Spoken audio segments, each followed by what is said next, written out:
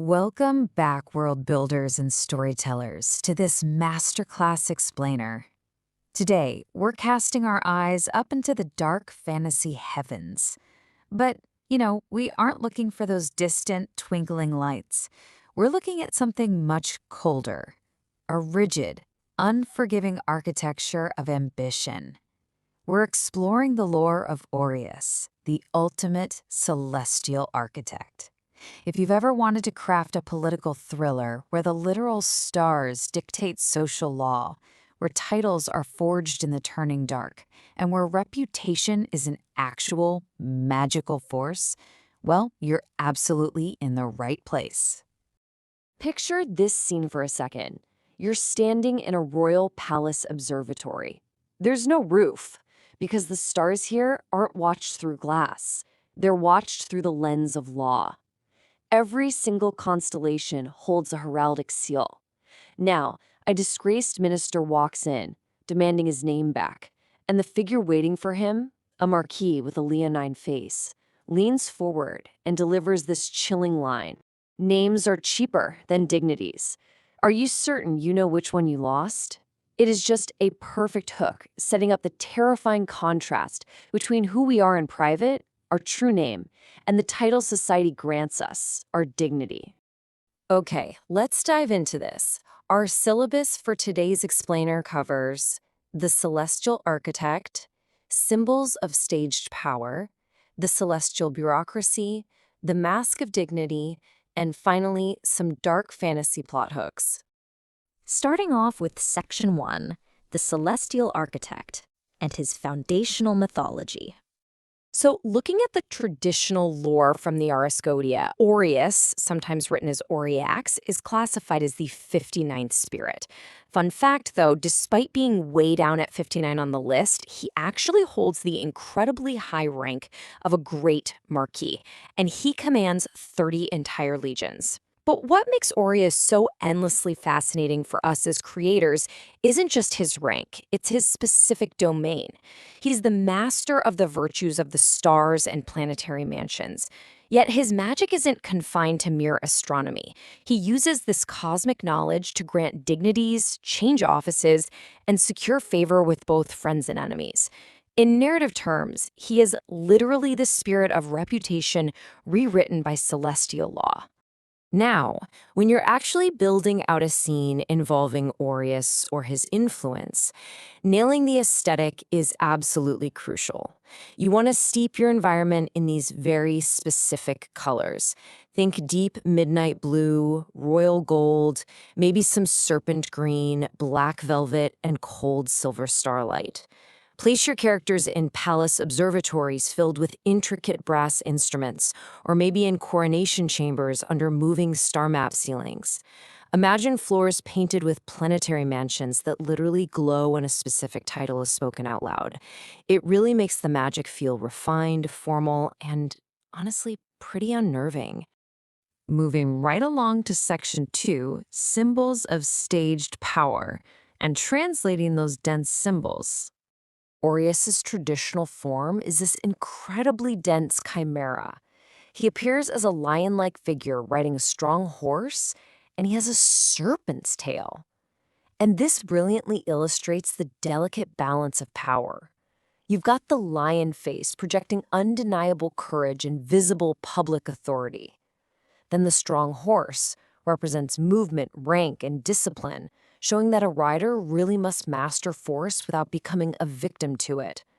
But my absolute favorite detail, it's got to be that serpent tail.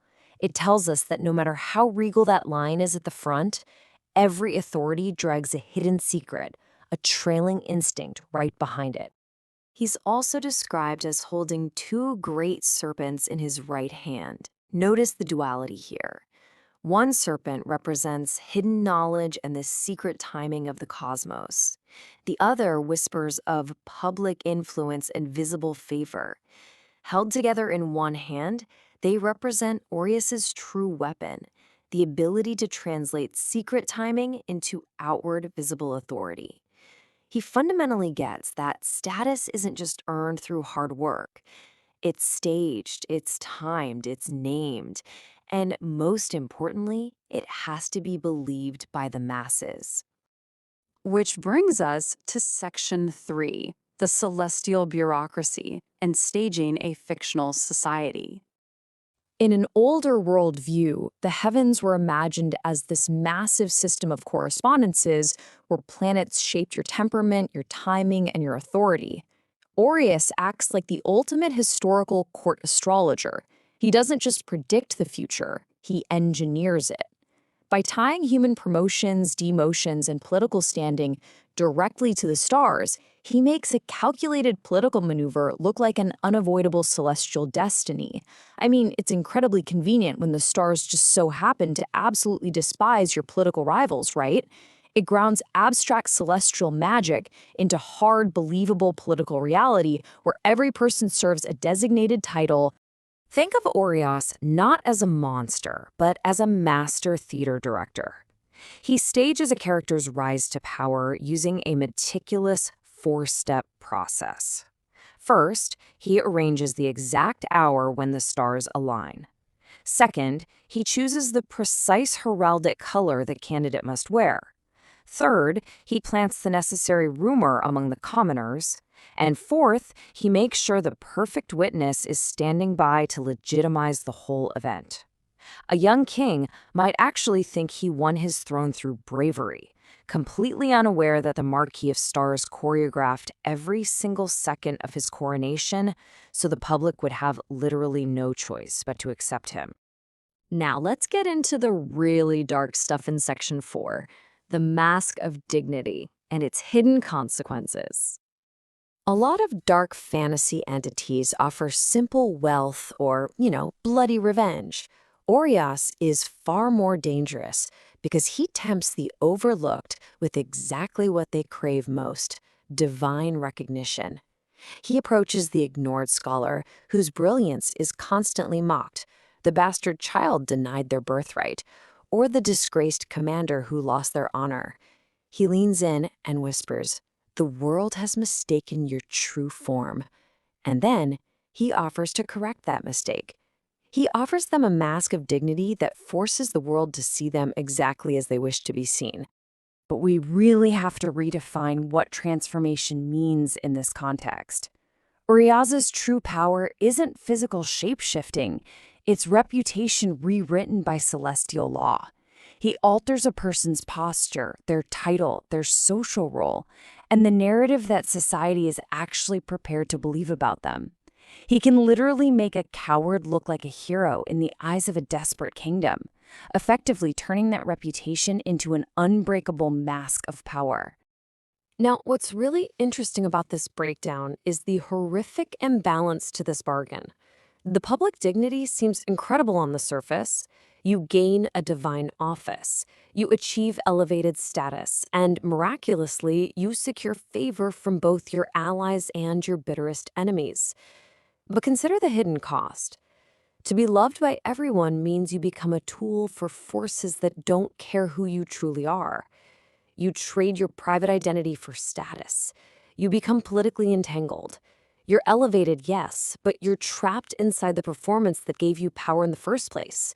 You become a prisoner of your own perfect reputation.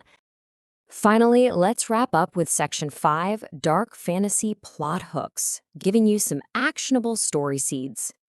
Here are 3 incredible ways to show celestial law operating in your world building. First, imagine a prophecy declares the next ruler will be crowned under a specific planetary mansion. As the hour approaches, every ambitious noble in the palace literally begins to physically resemble the prophecy, their faces shifting to match the divine expectation. Second, your players investigate a disgraced commander who suddenly, inexplicably, is beloved by his enemies. The only clue: a lion-shaped seal next to a star chart marked with his birth hour. Or third, and perhaps most terrifying, a city where jobs are assigned by the stars. The promoted citizens become wealthy and beautiful, but over time, they completely forget the names they had before they were given their offices. As you go off and design your courts, your massed academies, and your ambitious villains, I want you to sit with this final question. What remains of your character's self once the world is persuaded to see something else? The true horror of Orias isn't that he lies to you.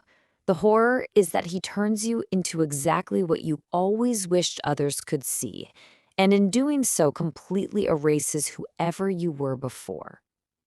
Keep that question burning in your mind as you build your worlds. Thank you so much for joining me for this explainer, and I'll see you in the next one.